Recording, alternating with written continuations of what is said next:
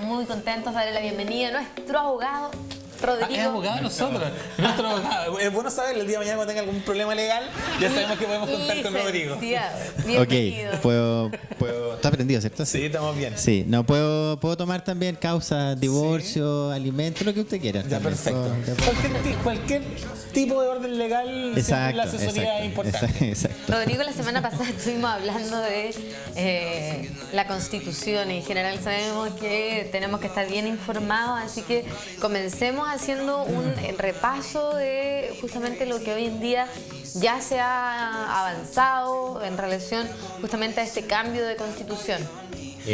Como el repaso de la última clase. Claro, en la última clase hablamos un poco, Claro. entendíamos en términos súper prácticos que te hacíamos la pregunta, ¿qué es la Constitución? Porque hoy día uno siempre está escuchando la Constitución, pero la pregunta era, ¿qué era la Constitución? Es bueno tener a mano también esos elementos, como ustedes bien señalan, como no olvidar que hoy día lo que estamos discutiendo no es una ley. O sea, lo primero que hay que entender acá es que no estamos modificando una cosa chica, no es ni más ni menos que la semana pasada hablábamos de la piedra angular del sistema. O sea, el sistema se construye sobre la base de lo que es la Constitución. Como la madre de... Exactamente. O el marco legal gigante. Completo. Claro. O sea, es básicamente la base sobre el edificio de estas normas que nosotros conocemos en otros rangos y en otras jerarquías.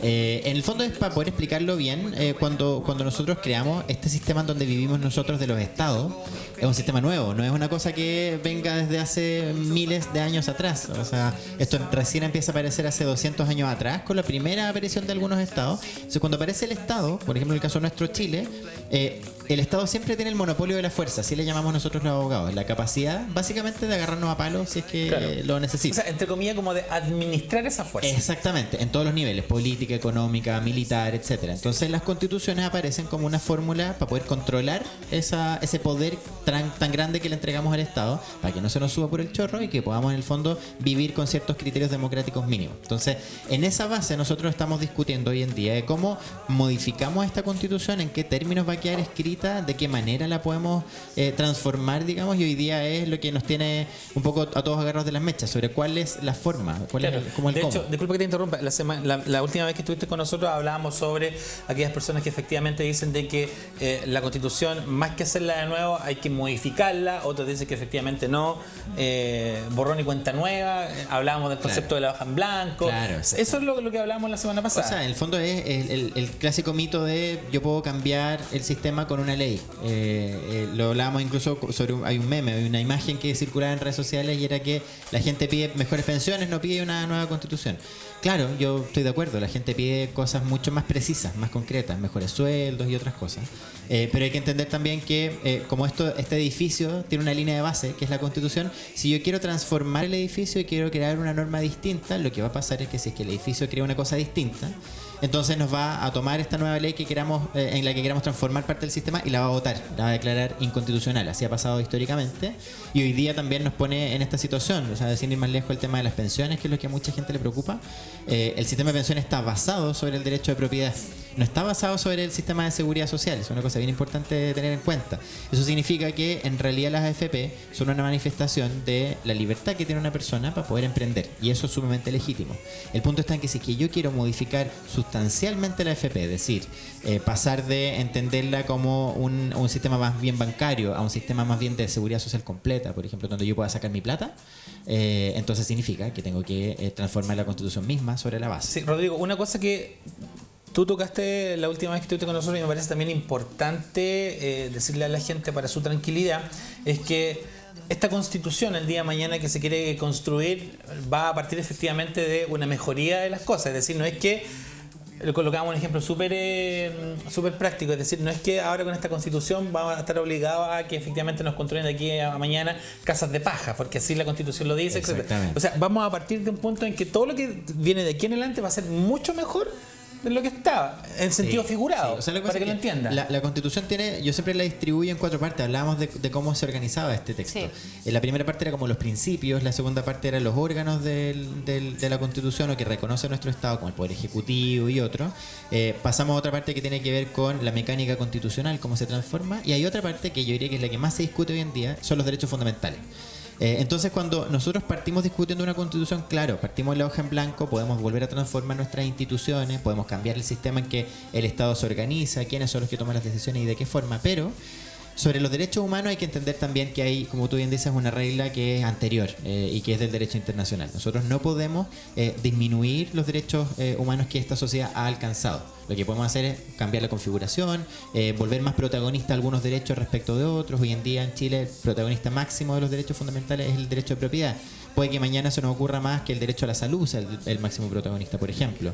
Si eso es así, entonces podemos transformarlo, pero podemos desde una fase para arriba. Claro, no es que vamos a ir para atrás, sino que deberíamos técnicamente mejorar. Si no llegamos a acuerdo, por ejemplo, respecto del derecho a la educación que tenemos hoy en día, básicamente lo que tendría que ocurrir es que se mantenga el derecho que tenemos al día de hoy, pero nunca bajar, siempre subir hacia arriba. ¿Por qué? Porque básicamente se trata de una norma de derechos humanos y los derechos humanos son intocables. Y ese es como un resguardo. Ahora hay una votación en abril en la que las personas tenemos que estar sumamente informadas para saber cuál es la opción, cuáles son estas, cuáles son las decisiones y la injerencia que también va a tener ese voto. Es súper importante aclararlo, realmente qué tan participativo ciudadanamente hablando va a ser. Sí, como tú bien dices, hoy día lo que nos convoca más es el acuerdo, como que todo el mundo está pensando en el acuerdo, que el acuerdo era bueno, que el acuerdo era malo. Para mí, en lo personal, creo que es una buena noticia que estemos hablando hoy día de un acuerdo para ver cómo vamos a cambiar la Constitución. O sea, pareciera ser que ya está más o menos claro que hay una posibilidad concreta de cambiarlo. Oye, pero hay gente que se asusta al respecto a esto de que una constitución es como que en realidad vamos a quedar como así sujetos a nada. Sí, también es un susto bien razonable. Disculpa, una pregunta técnica. ¿Qué pasa, por ejemplo, ya el día de mañana nos colocamos en el hipotético de que se va a cambiar la constitución, efectivamente hay que construirla y va a pasar un tiempo determinado? En intertanto, efectivamente, nos seguimos rigiendo por aquella constitución existente. Sí, hasta que no aprobemos una nueva constitución, la nuestra no es que, por ejemplo, decir ya, esta constitución queda aquí, va a quedar un lapso de 1 año y medio en que quedamos en el limbo. Estamos como en el limbo. No es posible. Bueno, el acuerdo es bien interesante en ese sentido. Lo primero es que es un acuerdo que yo creo que a nosotros los abogados que tratamos de explicar estos temas no nos hizo mucho favor, porque es un acuerdo bien corto, es un mamotreto de 7 puntos nomás, de página y media, pero que es una técnica habitual. Nuestro legislador siempre, cuando va a discutir una ley de la que no sabe si tiene acuerdo respecto de la oposición, habitualmente busca estos como principios de acuerdo legislativos. Como vamos a legislar, por ejemplo, sobre pensiones, ya que estamos hablando sobre eso, busca primero cuáles son los mínimos sobre los que se puede mover. Entonces este acuerdo preconstitucional de alguna manera es lo mismo. Entonces cuando la gente me dice como este acuerdo es muy malo, yo la verdad es que diría es un acuerdo del que tenemos que saber primero la letra chica. Eso es lo interesante. Hay elementos fundamentales, como dice Rocío, hay una elección ahora que se va a provocar en abril. En abril lo que se va a votar es el famoso plebiscito de entrada. O sea, lo que hay que entender es que primero hubo una propuesta del gobierno que hablaba de transformar la Constitución solamente con un plebiscito ratificatorio. ¿Qué significa eso? El plebiscito era básicamente votar a favor o en contra del mecanismo y si es que nos gustó o no gustó la Constitución. Hoy día lo que estamos hablando no es solamente un plebiscito de salida, sino que un plebiscito de entrada. Entonces en abril lo que debería haber es un plebiscito de validación del mecanismo. En abril nosotros vamos a votar por 3 opciones o 2 elecciones diferentes. Primero, si es que estamos de acuerdo o en desacuerdo con cambiar la Constitución. Eso es lo primero. O sea, también hay gente que legítimamente hoy día puede que no quiera cambiar la Constitución porque le parezca que es razonable o que funciona bien. Y eso también creo yo que es necesario relevarlo. O sea, la democracia también funciona así. Hay que escuchar a todas las opiniones. Primera pregunta entonces, ¿se cambia o no se cambia? Quiero o no quiero cambiar. Y eso lo hace cada persona en su ejercicio personal. Exactamente, completamente. Y luego pasamos a la siguiente pregunta, que es, en caso de cambiarla, ¿cuál es el mecanismo que usted decide elegir en el fondo? Que también hay que tener una cosa en consideración. Los que votaron en contra de cambiarla también pueden votar respecto a cuál es el mecanismo.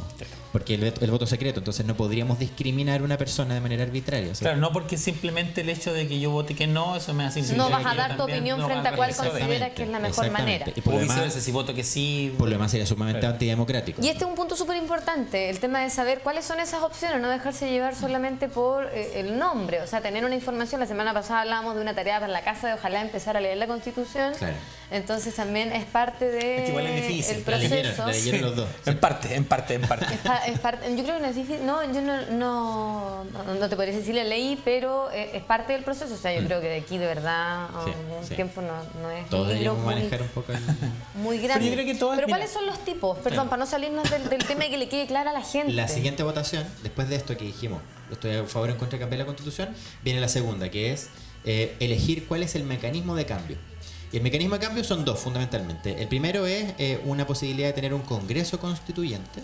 ¿Qué es un Congreso Constituyente? Y un Congreso Constituyente es un órgano que estaría compuesto por mitad ciudadanía electa, en una elección abierta completamente, y mitad congresistas, que serían ellos autodefinidos, para poder ver quiénes en el fondo se sumarían a este órgano o a esta fórmula de trabajo.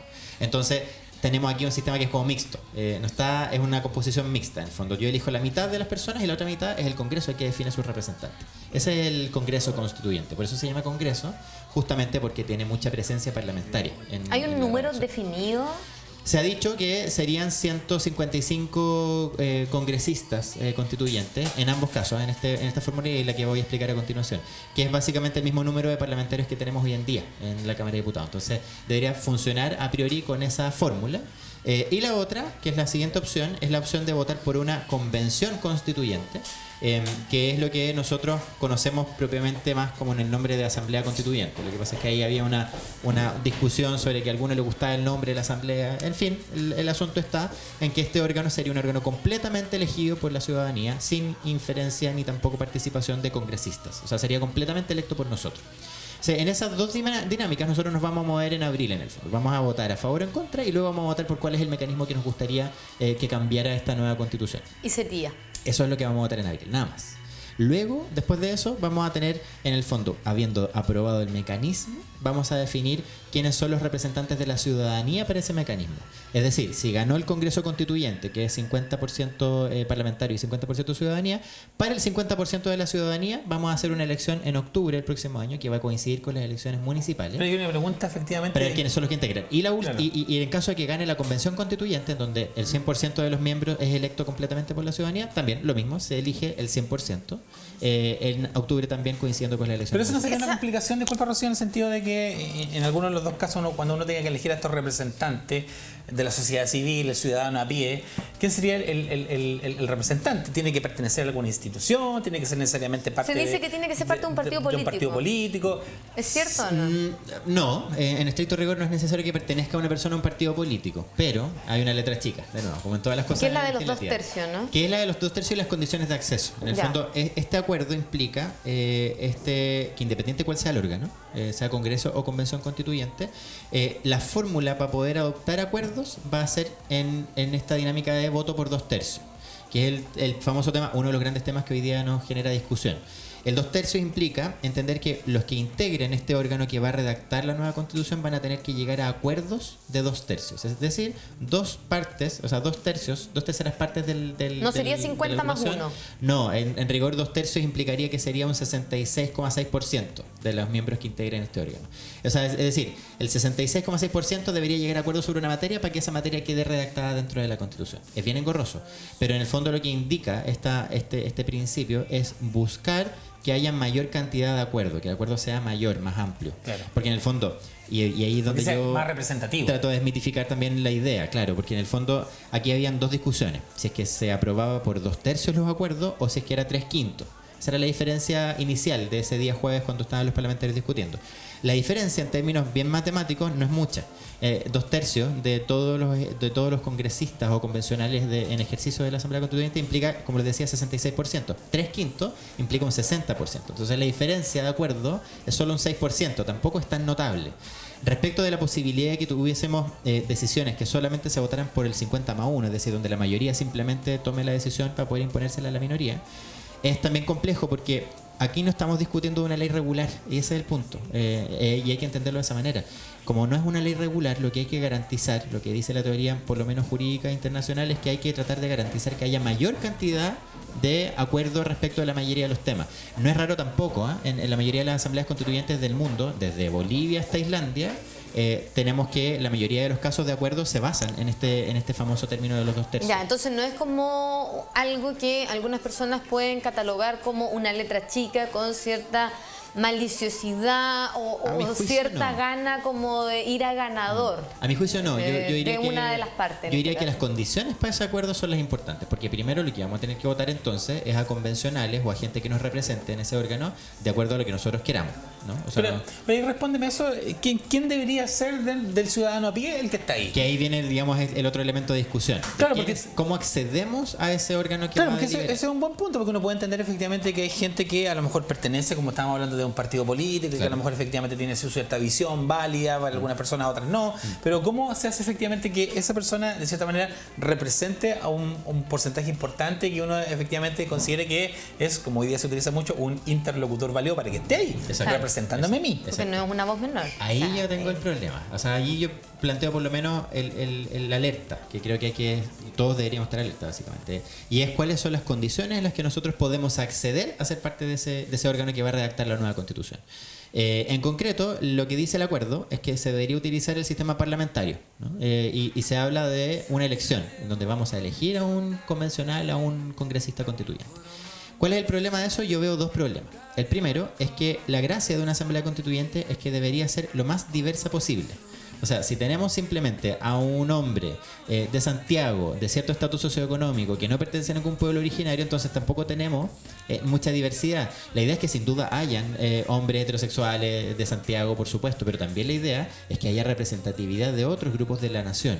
Si tenemos, por ejemplo, hoy día, dentro de la composición de la población chilena, a un 12% de chilenas y chilenos que se dice adscrito, que dice pertenecer a un pueblo originario, entonces lo que deberíamos hacer es que ojalá los pueblos originarios en esa misma medida puedan ser representados en ese órgano. Y así también en otros niveles, o sea... Hombres, mujeres. o sea, la mayoría de la población hoy día en Chile es mujer, hay más mujeres que hombres. Sí. Pero curiosamente, históricamente, la mayoría de las constituciones que hemos tenido en Chile han sido siempre redactadas por hombres, casi sin participación femenina. Solo una tuvimos en la Constitución del 80, que es Alicia Romo, que aún está viva.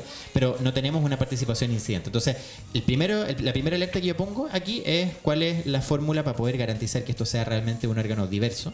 Y la segunda, que es lo que mencionaban al principio, que es el tema de los partidos políticos. Y es un temazo, en el fondo. Implica entender que la elección de quiénes van a ser los que nos van a representar coincide con la elección municipal. Y aquí hay una cosa que es densa, pero que es necesaria de aclarar. Para un partido político es mucho más fácil sacar a un congresista por una razón económica, primero, pero también por una razón de economía a escala, le llamamos nosotros. ¿Por qué?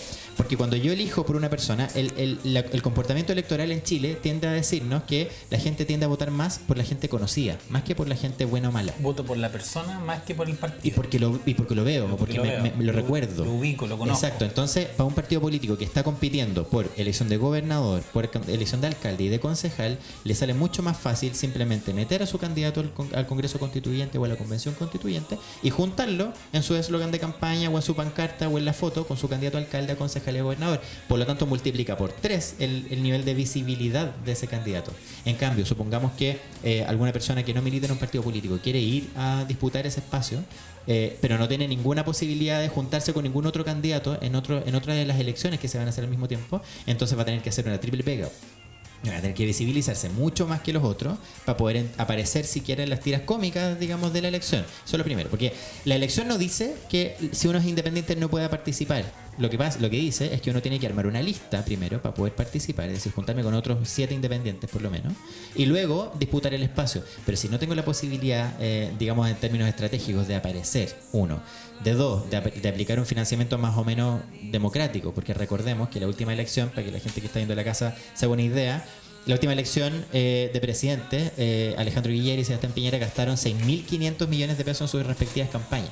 Se comprenderá que si una persona que está en la casa que quiere postular a este órgano y tiene 200 lucas para hacer una lo va a campaña, pensar y así en realidad no tiene absolutamente ni una posibilidad. O sea, con todo el deseo que quiera participar, al final va a decir, en realidad no tengo cómo competir. Entonces el desafío hoy día es ver cómo quedan las condiciones de acceso, porque esto no son cosas que han estado cerradas. Hoy día no están cerradas todavía estas Están selladas condiciones al de las que yo 100%, que también se No. tiene que hacer la votación para definir si es con Congreso o es con... Y también los parlamentarios ahora tienen que Idea. definir cuáles son las condiciones, la letra chica de cómo vamos a hacer esta elección, porque lo que estoy contando yo es más o menos lo que deja abierto el acuerdo. Pero hoy día lo que vamos a tener que ver es si es que se hace una elección por cuotas o no. No dice el acuerdo si es que vamos a hacer una elección por cuotas o no. O si es que va a haber un control radical al financiamiento. A mi juicio yo creo que debería haber. O sea, radical. Ojalá el límite fuese, no sé, 500.000 pesos por campaña. Donde ahora sí podamos ver una igualdad económica. Real. O sea, si las cosas que se están discutiendo tienen que ver con eso. Exactamente. La verdad es que sería una mala decisión a criterio, yo creo, de todo. Porque también es una de las cosas que más se critica hoy en día. O sea, la gente en nuestro país, lamentablemente, bajo porcentaje, que fue, por ejemplo, la elección anterior, termina votando por el menos malo. O, aunque suene súper feo, por el que uno cree que puede robar menos o que puede hacer menos cosas malas. Entonces, tampoco es que digas él es el mejor, el que más me agrada. Exacto. Incluso hay gente que puede llegar a votar por un personaje que puede ver en televisión porque lo encuentra atractivo, porque le parece que es atractiva. Entonces también ahí hablamos de un problema que tiene que ver con la educación cívica. Bueno, sí, es que hay datos curiosos, efectivamente. En las últimas elecciones, tanto de senadores como diputados, efectivamente, habían encuestas que hacían alusión al hecho de que las mujeres de repente votaban por un estereotipo de hombre, más allá de la propia ideología o que de repente, no digo que esté mal, pero efectivamente son otras cosas que deberían primar. Y los hombres también. Sí, o sea, si yo fuese, digamos, un rostro de televisión muy connotado, tengo muchas más posibilidades que otra persona de salir electo. Y una cosa también probabilística, porque aparezco más en la tele, entonces hay muchas más posibilidades de ser. Ustedes tienen más posibilidades que otro que no está, en el fondo, básicamente. Entonces, la idea también es, y aquí le agrego otra patita, que agrega una colega, gran abogada, Claudia Heise, que también hoy día está en la comisión técnica que está revisando esto, porque recordemos que ahora hay abogados que están trabajando en la propuesta. Ella dice, además hay que agregar otro concepto, que es el concepto de la división territorial, porque la elección, como se plantea, es una elección de parlamentarios, y las elecciones de parlamentarios implican que tenemos que aplicar el distrito, y el distrito significa hoy día una persona que quiera ser candidata aquí en Constitución va a tener que hacer campaña en la provincia de Talca y en la provincia de Curicó. Por lo tanto, el trecho que va a tener que recorrer es mucho más amplio para hacerse conocido también, supongamos, en Romeral o en San Rafael. Exactamente. Entonces, también ahí tocamos el tema de que Chile también, dentro de su geografía y de su distrito, es súper variado. Como tú decías, ojalá podamos tener la mayor participación de diferentes grupos para, evidentemente, sacar una opinión mucho más igualitaria versus a que simplemente los de cierto lado escojan algo. O si no, vamos a seguir en lo mismo. De hecho, esta abogada lo que nos planteó en una de las conversaciones que tuvimos fue que quizás hay que aplicar, digamos, el sistema electoral de los cores, que puede ser más diverso territorialmente hablando. Hoy día una persona que hace una candidatura a consejero regional tiene que hacer elección o campaña en su provincia. O sea, hoy día nosotros pertenecemos a la provincia aquí en Constitución de Talca. Por lo tanto, tenemos la posibilidad de hacer solo campaña entre Constitución, Talca y San Clemente, por ejemplo, con la posibilidad de salir. Y eso podría generar también una eventual asamblea constituyente o convención constituyente con mayor posibilidad de que aparezca gente de Constitución o de San Clemente y no solamente de capitales regionales. Oye, Rodrigo, no sé, no existe la posibilidad al tú ser mayor de edad, estar dentro del sistema nacional y que por una votación electrónica saliste tú, representante, porque eres chileno, cumples también ahí. Aleatorio.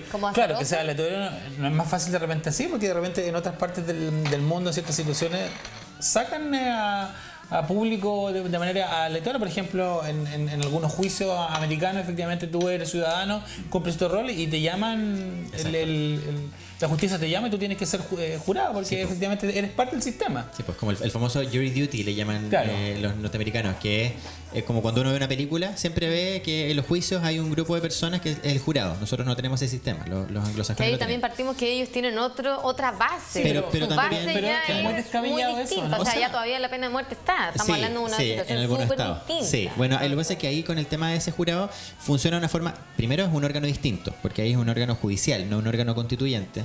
Pero sí, efectivamente lo que hacen ellos es elegir a una persona al azar dentro de una ciudad determinada y le dan todas las condiciones, es decir, lo sacan de su pega y le permiten al empleador contratar a una persona que es como por pre y postnatal, como si fuera un pre y postnatal, digamos, un reemplazo, y le pagan el mismo sueldo a la persona que sacaron de su trabajo para poder trabajar en un juicio determinado, para poder aplicar la visión ciudadana en ese espacio. Pero aquí lo que tenemos es una cosa distinta, es una elección de constituyentes, y ahí donde yo pongo también la alerta es que si es que lo hacemos completamente aleatorio, que podría ocurrir en otras partes del mundo, también lo hicieron, podríamos terminar vaciando también de contenido político la elección, porque también es importante saber qué es lo que piensa la gente antes de acceder al órgano. O sea, en el fondo también es importante que votemos informados por quiénes son los sujetos. Supongamos que aleatoriamente nos toque una cosa que está todo el mundo cargado por un lado y resulta que nos tocan puros autoritarios que van a definir la Constitución y puede quedar un desastre en el fondo. Yo creo que hoy día el principal problema que manifiesta la ciudadanía es este problema de la representación. Entonces creo que el principal elemento debería ser justamente que estén bien representados, que estemos bien representados. Y eso implica hacer una elección responsable, informada, saber quién está, qué es lo que piensa, cuál es su historial para atrás, tiene algún tipo un problema con los negocios o no. Y etcétera. también tener ciertos requisitos, me imagino, Sí, como en otras elecciones. ¿Cuáles serían estos requisitos independientes de las dos opciones que acá tenemos para seguir avanzando? otra letra chica que es bien interesante lo que tú planteas, Rocío, que tiene que ver con quiénes son los que pueden, bajo qué requisitos que tienen que cumplir. Hoy día la elección en términos generales debería regirse por normas electorales generales, es decir, una persona mayor de edad, 18 años, que cumpla con ciertas características, es decir, que pueda participar o no en un partido político, pero que no esté cumpliendo otras funciones de representación. Y eso, a mi juicio, es una cosa que tiene que cambiar urgente. ¿Por qué? Porque hoy día las personas que son, por ejemplo, dirigentes vecinales, presidentes de una junta de vecinos, o dirigentes sindicales o gremiales, que son presidentes de sus respectivas agrupaciones, no pueden participar de una elección popular en Chile. Eso es una letra chica bien histórica que le prohíbe a la gente que tiene ciertos grados de representación participar en otra instancia. Y eso igual, a mi juicio, es un poco como demonizar la política. Es como si yo cumplo un rol de representación, no debería participar en otro. Y yo me pregunto por qué, si los parlamentarios pueden hacerse campaña también después de haber sido parlamentarios. Si bien es cierto, no tienen la posibilidad de reelección, ellos son reconocidos como parlamentarios históricamente. O sea, Soledad Alvear hoy día, por ejemplo, no está en el Congreso, pero todos sabemos que fue congresista. Entonces, lo que yo creo que debería ocurrir es que primero se levante esta prohibición. O sea, que ojalá que puedan postular más juntas de vecinos y dirigentes sociales, justamente porque ellos ya representan a un grupo importante de personas. Ya tienen un liderazgo. Exactamente. Una vocación. Porque también recordemos que estas personas tienen una vocación de servicio porque al ser dirigente no recibe infinita, porque no lo hacen completamente digamos, gratis. no hay un pago. Aparte que lo que se planteó en primera instancia, que también tienen calle, como se conocen un poco la propia realidad cercana. Saben el tejemaneje real, cómo es la vinculación con los otros órganos del Estado. ¿Hay alguna relación con la profesión de la persona, con tener un estudio académico superior? ¿Basta tener cuarto medio? No, hasta aquí basta tener cuarto medio, como en una elección general, digamos. Pero eso debería cambiar, ¿crees tú o no? O sea, por otro lado, pero en realidad por ahí también se ha planteado efectivamente que quienes postulen a cargos de importancia deberían por lo menos tener conocimiento público, es decir, administración pública, sí, estudio, como para validar un poco. Puede ser. Yo creo que ahí, yo soy de la opinión, una opinión muy personal, es que creo que lo que hay que controlar más que quién es la persona que nos va a representar, es quiénes son sus asesores. Eso es lo que yo creo que hay que controlar, porque en el fondo a mí me parece interesante que la gente que no necesariamente tenga un estudio muy superior, un gran doctorado, etcétera, pueda acceder igual. De hecho, en todas estas conversaciones que yo he tenido, ayer estuve en Linares, anteayer estuve en Talca y anteayer en Curicó, y solamente con dirigentes vecinales. Y la verdad es que la capacidad, el sentido común, el instinto democrático, la profundidad con sus propuestas que hay dando vuelta es tan interesante y tan elevada que yo creo que, a mi juicio por lo menos, es bien necesario y suficiente incluso, porque en el fondo hay que entender que esto es una constitución política.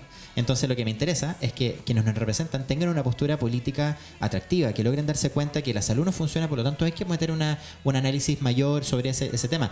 Van a tener sin duda asesores, va a haber comisiones técnicas de expertos que van a ir apoyando esa gestión. Por supuesto que hay que analizar el tema mecánico. Y por eso que yo digo siempre, el problema para mí siempre son los asesores, porque tenemos asesores hoy día en el Congreso, inclusive, que en realidad no son asesores técnicos, son operadores políticos nomás. Son los que hacen teje-maneje y que les gusta hacer la politiquería más barata. Lo que yo creo es que los asesores siempre tienen que ser técnicos. Y eso sí, tiene que apoyar la gestión de un buen político o buena política. Pero más allá de eso, no. Y la última, que es el tema de la letra chica que me decía la Rocío, es lo que pasa con los menores de edad, que también es una cosa bien curiosa. En Chile, históricamente, las movilizaciones estudiantiles, las movilizaciones ciudadanas de las últimas décadas han sido 2004 y 2005 pingüinos, 2006 pingüinos, 2008, 2011, 2012, 2014 y 2018 y 2019, solamente lideradas justamente por lo que yo llamo ciudadanos menores de edad. Porque digamos, una cosa, personas de 16, 17, 18 años. Exactamente, son personas que estudian en los secundarios, básicamente. Entonces, educación media. Una cosa que me llama mucho la atención es que nuestro sistema hace equiparable a la ciudadanía con la mayoría de edad. Nuestra Constitución dice que son ciudadanos las personas mayores de 18 años. En otros sistemas dicen que una cosa son los ciudadanos y otra cosa son los mayores de 18 años. El mayor de 18 años tiene una razón contractual, digamos, para poder firmar un contrato, para poder obligarse en otra dimensión, y me parece razonable que sea mayor de 18 años.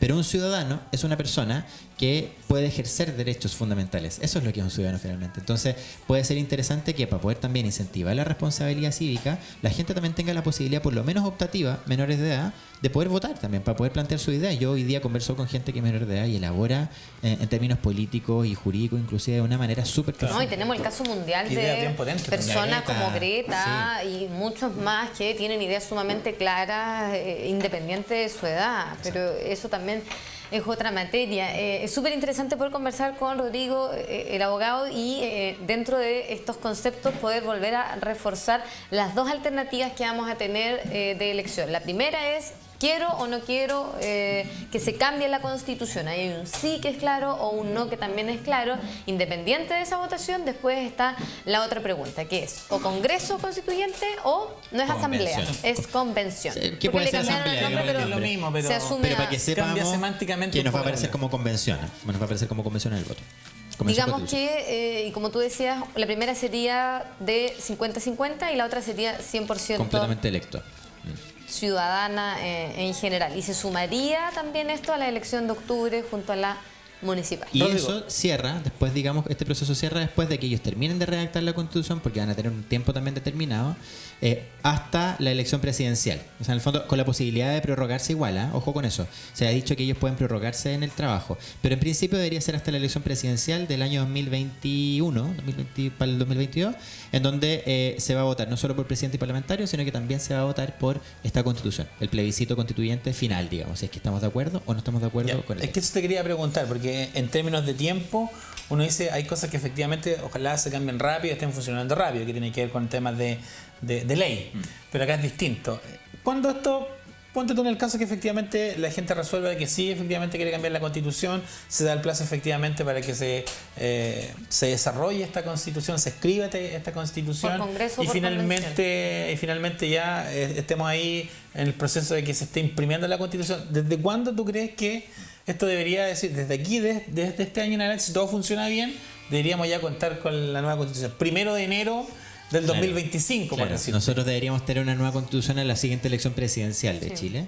Pero como tú bien dices, ahí igual hay otro doble clic del acuerdo, que dice que los constituyentes podrán prorrogarse en su pega, digamos, por más tiempo si es que lo necesitan. A mi juicio, una buena Constitución no queda escrita en menos de 2 años.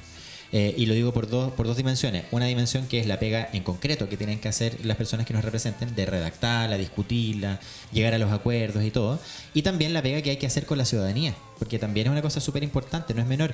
Aquí no es una elección regular. Yo siempre trato de explicarle a la gente que me invita a hablar sobre Constitución, es que esto no es como una elección de parlamentarios, no es una cosa así media liviana que yo voy, me tinco algo, ya voy a votar. Aquí yo tengo que estar especialmente informado sobre esta cuestión. Es como como firmar un cheque esta cuestión, es así de importante. En el fondo estoy definiendo el futuro político de mi país por los próximos, ojalá que 40 años o 50 años. No es solamente una elección de un político. Entonces, y por ende el futuro de tus hijos y de tus seres queridos. Exactamente, es una fórmula del desarrollo. ¿Qué visión tengo yo del desarrollo? Entonces, a mi juicio acá hay un trabajo bien importante de hacer, de concientizar a la ciudadanía. Por eso estamos teniendo estas conversaciones también, por eso creo yo que es sumamente trascendente el rol que, por ejemplo, hacen ustedes como Enfoque AM de abrir el espacio, porque el proceso constituyente ya partió. O sea, hoy día ya tenemos que estar informándonos todos de lo que está ocurriendo, y luego también vamos a tener que informarnos sobre cuáles son los términos de la Constitución. O sea, si hoy día, por ejemplo, nos pasa que de repente no leamos tanto la Constitución, que yo lo encuentro razonable porque es una lata leerla, porque está mal escrita, pero cuando terminemos la redacción del texto constitucional, vamos a tener la obligación de leerla, porque en el fondo vamos a tener que votar informadamente ahí. Bueno, que ahí está el discurso ese que hemos hecho y hemos también asumido también dentro de las conversaciones, que hoy día, insisto, lo que estábamos hablando hace poquito con del despacho, efectivamente darnos cuenta de que siempre estuvo ahí el negocio chico, etcétera. Va a pasar aquí exactamente lo mismo. A lo mejor se está exigiendo nueva Constitución, pero creo que también la responsabilidad va a recaer en que antes de votar eso hay que leerlo y hacerse consciente de aquello para llegar a ese momento trascendental, efectivamente decir, ¿la hacemos válida o no la hacemos válida? Pero también tenemos un porque tema. no va a bastar solamente con decir sí, la quiero cambiar. Exacto. Y es que tenemos un tema súper importante, igual que parte de la base de que Chile, hace no mucho tiempo salió un estudio de la baja comprensión lectora. Hay pocas personas que leen y hay otros que sí leen, pero no entienden nada de lo que leen. Y eso es súper triste, porque al final estamos hablando de una nación que no tiene esa base educativa. O sea, uno cuando va a estudiar, lo primero que te enseñan es a hablar, a aprender a leer, a escribir, es lo primero que uno aprende. Entonces, si lo aprendiste mal, hay un análisis un poco más profundo. Hay que reforzar. Hay que saber lo que pasa. Hay que reforzar eso, porque el lenguaje en el que hablan los abogados y en general las personas que tienen educación es un lenguaje muy distinto e inentendible en muchos casos para, digamos, un ciudadano común. Entonces, también hay que darse un trabajo de poder trabajar para que la persona entienda lo que lea y ahí no tener vergüenza a preguntar. O sea, el tema de lo que es una convención, de ciertas palabras que hoy en día se manejan, a perder ese miedo de decir, ay, es que me da cosa preguntar porque me van a tildar de ignorante. Oye, por algo estamos en este proceso. Exacto. De hecho, cuando abrimos estas conversaciones, yo siempre lo que hay que procurar, lo que trato de hacer siempre es da lo mismo que usted sea experto o no. De hecho, lo que menos queremos hoy día son expertos. Los expertos tienen un rol que es enseñar, educar, etcétera, pero la parte trascendente, la protagónica, es la que le corresponde a la ciudadanía en términos generales. Entonces, a mí me hace mucho sentido lo que tú dices, porque creo que nuestra función hoy día, yo me guío mucho por las palabras que decía Rodrigo Jordán ayer, anteayer, digamos, en Chilevisión, en una entrevista con Fernando Paulsen. Él es el presidente del COS, de la agrupación en donde yo también pertenezco con Urbanismo Social, del Consejo de Organizaciones Solidarias. Y él decía, no hay que tomar a la ligera las situaciones de desigualdad. La gente no entiende porque no quiera, no es por flojera.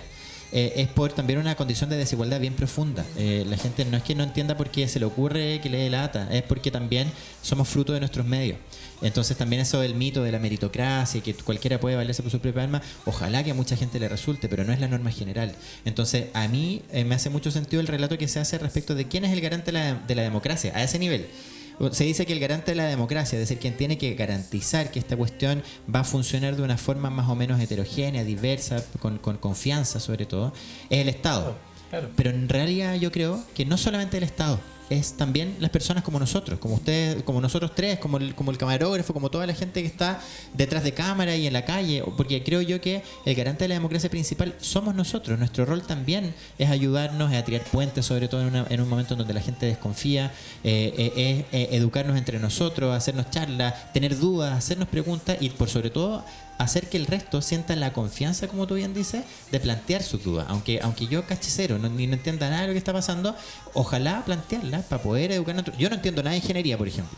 No entiendo nada de astrofísica. Esto también es un área del conocimiento bien específica. Entonces no tenerle susto a no entender, porque habitualmente quienes solo entienden son los que lo estudiaron más tiempo. Claro. Sí, pero imagínate el nivel de profundidad que hay en lo que tú estás diciendo, porque imagínate el mismo profe Massa. El profe Massa, por ejemplo, que es reconocidísimo hoy en día porque simplificó la astronomía. Sus propios pares lo tildaban que cómo era posible efectivamente que como ridiculizar. Y él decía, a mí no me importa eso, me importa que la gente entienda claro, lo que es efectivamente un eclipse, un montón de cosas. Entonces yo creo que también hay una profundidad muy, muy importante en aquello y creo que la educación ahí juega un rol absolutamente necesario, porque llegó un momento en que efectivamente decíamos que sí, que entendíamos básicamente para no pasar de tonto, más allá de efectivamente decir que no entendíamos para que nos explicaran. Entonces yo creo que hay toda una profundidad en la educación que tiene que cambiar y eso se incrusta precisamente un poco en la propia cultura del chileno, que vale la pena. Hay una manera también bien, así como hablando en chileno, fome a veces de explicar las cosas. Sí. O sea, una clase de historia, por ejemplo, aquí mismo en la región, que se firmó aquí mismo la independencia. ¿Por qué no llevar a los niños a los lugares donde fueron las batallas, a verlo? Es decir, oye, claro, en este lugar, yo sé que ustedes han ido a lugares donde se han desarrollado batallas. Uno va a esos lugares y dice, oye, aquí murieron 200 personas y estás parado en esa misma tierra y se hace el ejercicio de retroceder en los años. Claro, ahí pasó, pero ahora no hay nada. Pero al vivirlo, al tener esa experiencia, es muy distinto a que te hagan leer un libro, sobre todo si tienes 10, 12 años. Es que el conocimiento acá no nos sirve de nada. No, po. Lo que necesitamos es el conocimiento multiplicado. O sea, yo de hecho... El conocimiento compartido. La presentación que ando trayendo siempre en PowerPoint, ojalá la dejo y le pido a la gente que la multiplique, que la hagan. O sea, no por ser abogado o no ser abogado uno puede hacer las cosas. La idea justamente es hacer que el conocimiento no sea propio de los que se supone que lo estudiaron más. Y también porque yo creo que veíamos mal algunas cosas antes. O sea, tendimos a comernos el cuento de que hablar de política también era mal visto, era una cosa fea, como... Y claro, era una cosa fea porque había mucha politiquería. Porque mucha yo gente te cosa... decía, no hable de política si no sabe. Claro, exacto. Entonces, y eso era la politiquería. Porque No, y lo peor de todo, disculpa Rodrigo, cuando te decían, tú no viviste ese periodo, no opines. Exacto. Pero claro, pero si lo estudié y lo revisé, o tengo una opinión también como espectador. Si el punto está con esto, y esto va más allá del cuál es el sector político de la gente, como tiene que ver con, nos hicieron creer que la política era la discusión, la pelea de parlamentarios en el Congreso, y eso era todo. Y claro, eso es feo, y eso es una cosa bien engorrosa.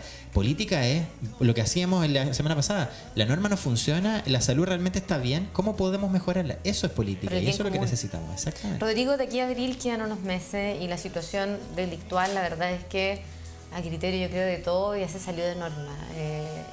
Es súper triste ver a diario personas que están llorando, que están desgarrados porque su realidad es súper triste. Yo sé que comunas como Constitución y tú que te mueves mucho también sabes que es una diferencia bien abismal de alguien que vive en pleno centro de Talca o centro de Concepción a alguien que vive en Iloca, por ejemplo. Entonces también ahí, dentro de tu experiencia y dentro de la crítica también que se le ha hecho a Carabineros de Chile dentro de poder reformularse, estamos en una situación realmente de un acantilado en el que puede irse el país a pique.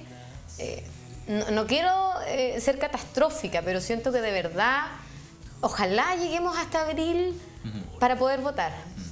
No sé qué opinas frente a eso. Es súper duro hacer ese análisis y lo entiendo. Yo creo que hoy día lo que más mal nos puede hacer hoy día es polarizarnos, yo creo. O sea, el encerrarnos en una trinchera y decir que el otro es malo porque es malo. El otro día hablaba con un grupo de personas y decía como, bueno, ¿hasta cuándo vamos a esperar a que la gente la marque solamente o el presidente de la República o un parlamentario? Y cuando hice el comentario, la gente empezó a hablar de nuevo de lo que había hecho mal el presidente de la República sobre un tema u otro.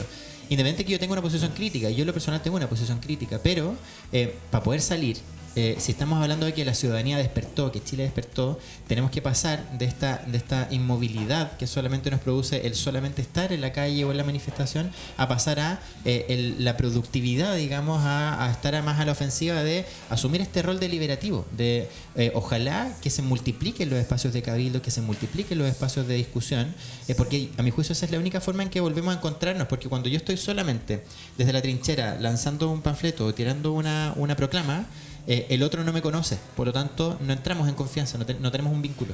La idea es que tengamos un vínculo, y ese vínculo solo lo generamos en la medida que nos encontramos, que nos juntamos, que estamos abiertos a discutir, aunque sea yo de un lado muy extremo y el otro de un lado muy extremo. Entonces, lo que no nos puede pasar es solamente encerrarnos en lo que nosotros creemos hoy en día. Yo creo que la clave es justamente no tenerle susto. De hecho, lo vimos. El político que ha perdido siempre históricamente acá siempre ha sido el político que le tiene susto a abrir la discusión compleja. Como no le tengamos miedo, hablemos de lo que está mal y de lo que está bien, pero ojalá sostener esto en lo sucesivo. Ahora, respecto de cuál es la función de las policías y todo, efectivamente eso es un rol, pero eso es un rol, yo diría que más bien político, porque no hay que olvidar que las Fuerzas Armadas son entes no deliberantes. Ellos no tienen permiso para opinar.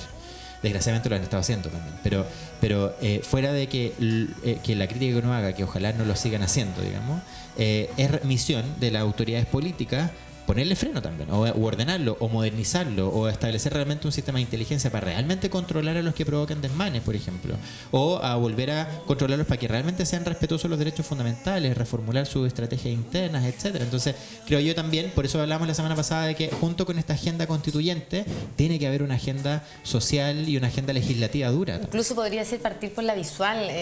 Siempre hablamos de cocina, que eso y otras cosas entran por la vista, pero también Carabineros de Chile tiene un color, y hay mucha gente que tiene arriba de 50 años que vivió en la época de la dictadura y que lamentablemente lo pasó súper mal, que hay episodios que incluso un color de un uniforme te puede hacer traer un recuerdo de lo que viviste en otra época que incluye fatalidades. Sí, Entonces, son muchas cosas se puede seguir mejorando. Y Rodrigo, nos vemos la próxima semana. De nuevo. Pero si hay comida, me quedo. No, si vamos a hacer coincidir tu visita con una cocina. ¿Pusiste en práctica el conocimiento de zapallito italiano? El zapallito italiano, ¿no? Sí, comí. ¿Sí? Comí zapatillas de Lego. Pero tú pusiste en práctica el conocimiento como lo para el día de preparó. mañana. No todavía, no, pero me faltó, yo creo que me faltó otra clase. Así que- ¿Alguna tarea para vamos la a hacer casa, para la coincidir. gente? No, yo solamente los invito a revisar la Constitución, hojeémosla, y no necesariamente la compra cuesta 3.500 pesos en cualquier kiosco. Veámosla en internet, hay millones de mecanismos de Links, acceso. sí. Y también sugiero como otras páginas y otras Hay instancias. tutoriales de... Hay audios Constitución. incluso. Exactamente, yo Ya, si no quieren leer, por último, y hay escucharla. visuales, hay una página que se llama Hermosa Constitución donde podemos comparar normas nuestras con la de Japón, con la de Ecuador, con la de África. Es muy interesante también cómo podemos hacer estas comparaciones y autoeducación. Y bueno, aprovecho de pasar el aviso que el 7 de diciembre voy a estar en el FIS Santiago, la Feria Internacional de Innovación Social, donde va a estar José de Massa también, él va a ser uno de los speakers, le llaman ellos. Y vamos a estar ahí, va a estar Vicentico y va a estar bien entretenido, vamos a hablar de Constitución también allá. Muy bien, nos manda una foto. Le mando una foto, una entrada, le mando una Una entrada. Oye, yo creo que para cerrar esto, yo creo que hay algo que nos dimos cuenta hace mucho rato. O sea, nos hemos dado cuenta en el último tiempo de algo que perdimos hace mucho rato y tú lo recalcáis. Yo lo recalco, disculpa que te tutee, pero nos dimos cuenta de la capacidad de hablar, lo importante que es conversar. Yo creo que a veces, como tú decías, yo tengo amigos que a veces piensan muy distinto a mí, pero somos súper buenos amigos y uno puede convivir con eso. Y eso es lo que uno también tiene que entender en el diario vivir, Sí. si esa es la cuestión. Que nunca más se vuelvan a escuchar esas frases como lo decían antes. Si no O- sabes de política, no hables. No. O es que no hablemos ni de política ni de religión. Pero es que ese sustento acá, por ejemplo, yo que me gusta mucho la historia, yo no viví la época romana, entonces ¿para qué voy a estudiar los romanos? Para entenderlo. Exactamente. Uno Es un llamado a la ignorancia. Sí, ese, pues ¿no? exactamente. O sea, Es bloquear al otro. Claro, no, yo creo que tú puedes conocer y cuando uno se conoce las dimensiones, tú puedes compartir y Exactamente. se pueden hacer muchas cosas Todos entretenidas. convivimos con gente que piensa distinto. Sí. Todos mis amigos piensan distinto a mí, todos. No hay ni uno que piense No, igual. pero eso, lo más entretenido de todo es la diversidad. Exactamente. Y en la diversidad está Exactamente. el gusto. Pero hay puntos en común. Entre todos los que piensan distinto hoy en día hay puntos Por en algo común. somos amigos. Exacto.